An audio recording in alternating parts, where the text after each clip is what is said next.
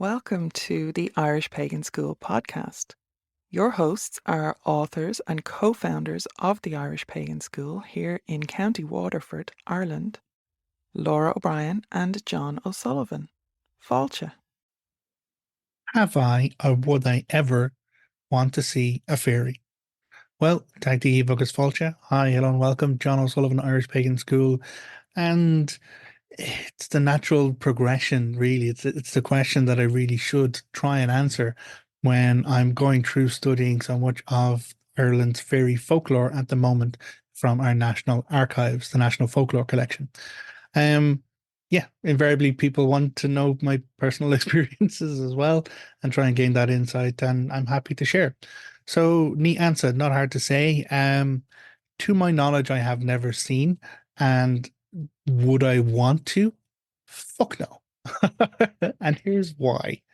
Um, I have many decades of living in this island now, and even as a kid, I was always fascinated by the more wilder parts of my countryside. And even growing up in North County Dublin, where I grew up, there were places, it wasn't as developed as it was now. And hop on your bike, cycle for like 10, 15 minutes, and you're down into the Talca Valley River. Cycle a little bit further up the way, and you're off in a field full of brambles and like lone trees. So it wasn't really that far for me to go to find wild places, which I love doing. I absolutely did. And in those days, it was a done thing. You'd leave your house. Okay, if you didn't have school, you'd kind of leave your house early in the day. You'd come back when you were hungry. You'd make sure you were home for dinner. That was the world at that time. It's much different now. There were no phones. There were no mobile phones at all. And you were told that you just had to be home at a certain time, and you need to be safe and or stay within a certain location or area. Parents would be like, "Don't go out of the estate." I went out of the estate. Um, yeah, because I always loved those wild places. Now, I have had, as I've grown, I maintain that curiosity.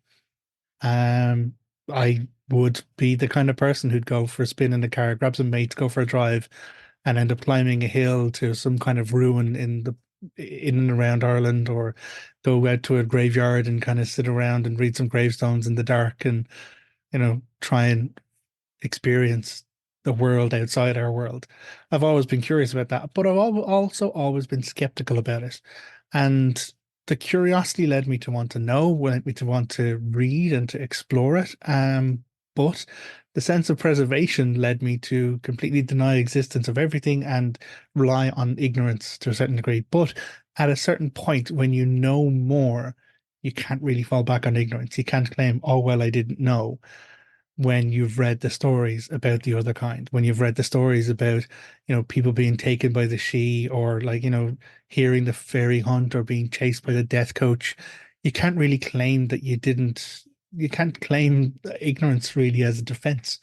So in that instance, it is about shifting your focus and your perceptions around protection and what you can do about it. So there are so many, many stories in the National Folklore Archive. Now, again, the Folklore Archive were stories collected by school kids from elders in their areas between 1936 and 1939. So this again is pre-World War II, folks. It is pre-Ireland's.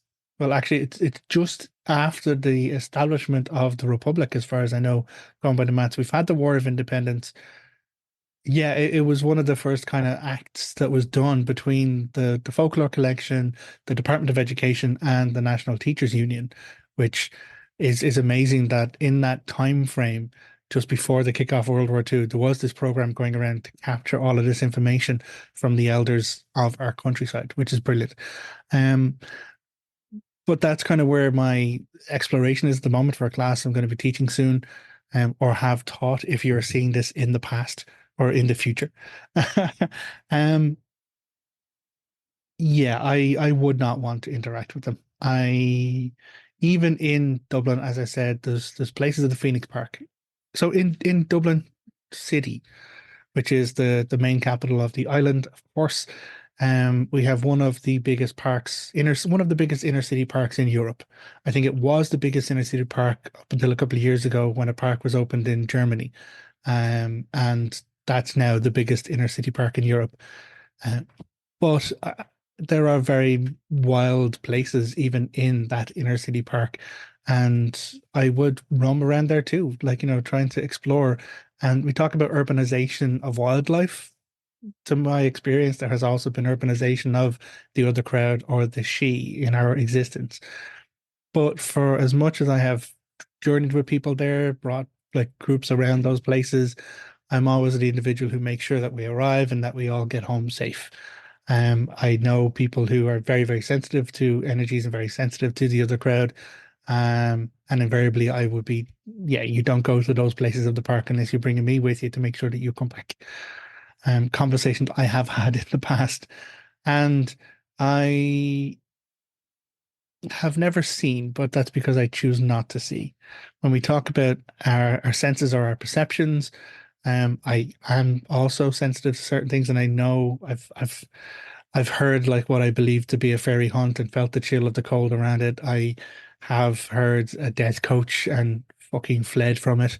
Um, and I believe I have experienced them around me. But one of the other defenses against the other crowd is to ignore them, let them go about their business, and don't comment on them. So don't comment on. That's why I'm being a little bit evasive. I'm not telling you exactly when and where and what happened at that particular time, because so many of the stories do talk about individuals who have an experience with the other crowd, and they tend to get away with it in the moment. But when they get back home or a week later, when they're feeling comfortable, they start blabbing about it. And then comeuppance does arrive for them, because there's a certain level of like, don't see, don't tell when it comes to the other crowd. But in the same way, though, we have so many fucking stories where information is actually relayed and given down, which is why we know where fairy trees are on the island, where she mounds still are on the island. If you're ever going and driving around Ireland and you see like a large, long, cultivated field, but in the middle of it, there's a random tree that's not been mowed around, not been taken out, not been planted on, it's entirely possible it's a fairy tree. And culturally speaking, absolutely no one would touch that tree or fuck with it in any way, because it brings misfortune upon themselves. So, yeah, given so many of the stories from the Irish Folklore Collection and from other people I've experienced are about the dangers of the other crowd, no, I don't want to ever see them, even though I know for my own personal experience that I have interacted with them. So that is where I wanted to kind of take a bit of time and chat with you there today.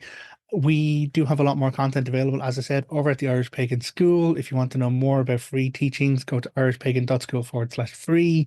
If you are reading or experiencing this on Patreon, it means that you're getting the early access to this kind of content. If you're seeing this on YouTube, it means you're missing out on early access content over on the Irish Pagan School Patreon. So until next time, look after yourself, take care, agus slán. Goodbye. If you enjoyed this podcast, please leave us a positive review in your podcast listener.